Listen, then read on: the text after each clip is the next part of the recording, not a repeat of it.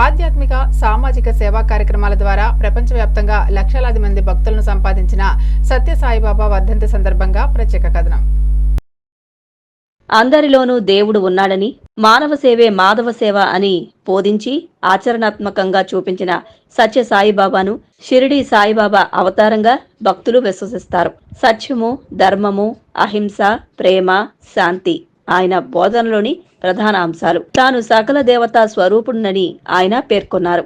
ప్రపంచవ్యాప్తంగా 130 దేశాలలో 1200 వరకు సత్యసాయి కేంద్రాలు ఉన్నాయి. సత్యనారాయణ రాజుగా 1926 నవంబర్ 23న పెద్ద వెంకప్పరాజు, ఈశ్వరమ్మ దంపతులకి ఓ నిరుపేద వ్యవసాయ కుటుంబంలో అనంతపురం జిల్లాలోని పుట్టపర్తి అనే కుగ్రామంలో జన్మించారు. సత్యనారాయణ వ్రతం తర్వాత పుట్టిన సంతానం కనుక సత్యసాయికి ఆ పేరు పెట్టారు. బిడ్డ పుట్టిన సందర్భంలో ఇంట్లో సంగీత వాద్యాలు వాటంతటా అవే మోగాయి అని చెప్పుకుంటారు. సత్యసాయి పుట్టిన తర్వాత తల్లి పక్కలో ఒక నాగపాము దర్శనమిచ్చిందని చెబుతారు. అందుకే కొందరు భక్తులు సాయిబాబాను నాగరాజుగా భావిస్తారు. సత్యసాయిబాబాకు 2 అక్కలు, ఒక అన్న, ఒక తమ్ముడు ఉన్నారు. పుట్టపర్తి పక్కనే ఉన్న బుక్కపట్నం గ్రామంలో సాయిబాబా ప్రాథమిక విద్య సాగింది. చిన్న వయసులోనే ఆయన నాటకాలు, సంగీతం, కవిత్వం, నటన వంటి కళలలో ప్రావీణ్యత కనబరిచారు. తర్వాత ఉరవకొండ ఉన్నత పాఠశాలలో చదివారు. బాబా మార్చి 8, 1940న కొంత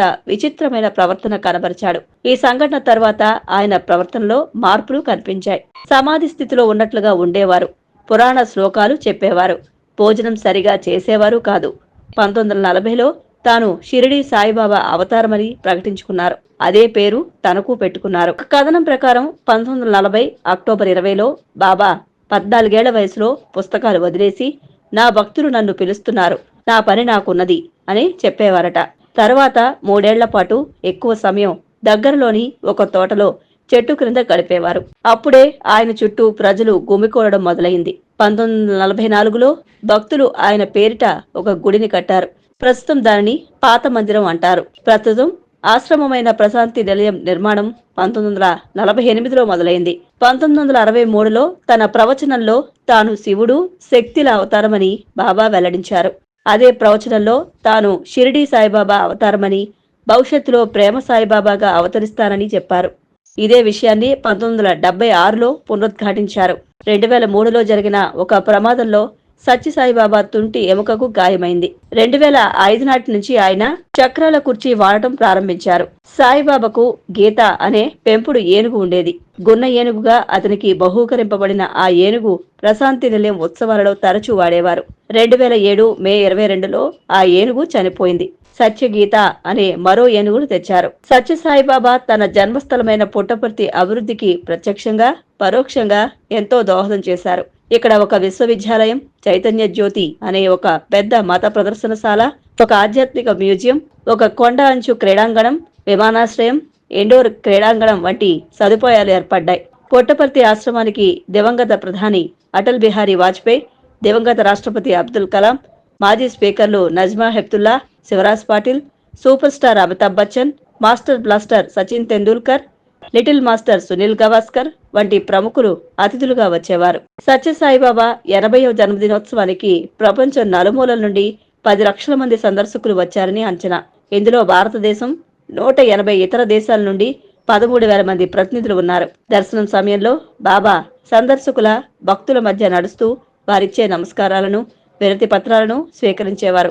విభూతిని సృష్టించి పంచేవారు. కొందరిని ప్రత్యేక దర్శనానికి, మాట్లాడడానికి అనుమతించేవారు.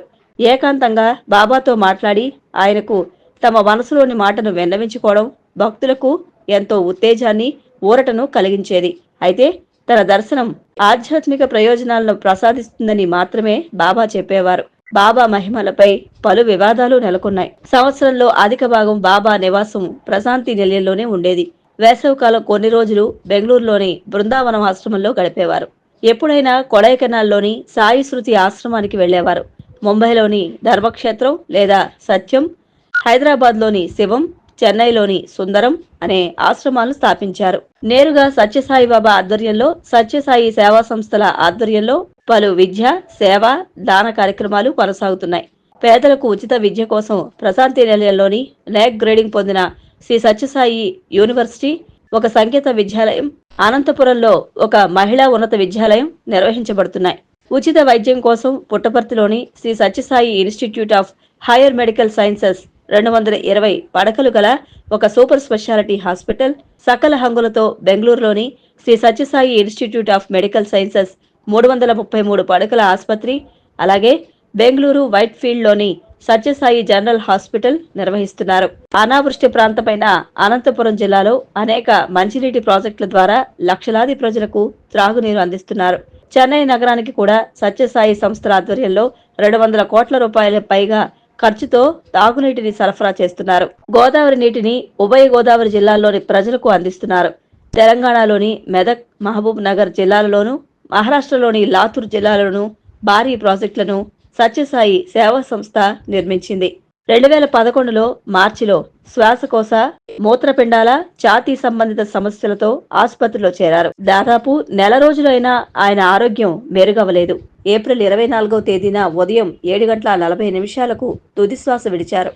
బాబా పార్థివ దేహానికి వేద మంత్రోచ్చరణల మధ్య ఏప్రిల్ 27వ తేదీన బుధవారం ఉదయం మహాసమాధి జరిగింది. పుట్టపర్తి ప్రశాంతి నిలయంలోని కుల్వంత్ హాల్లోనే అన్ని కార్యక్రమాలు శాస్త్రోక్తంగా జరిగాయి. 2011 జూలై 15 నుంచి సత్యసాయిబాబా మహాసమాధి దర్శనం ప్రారంభించారు.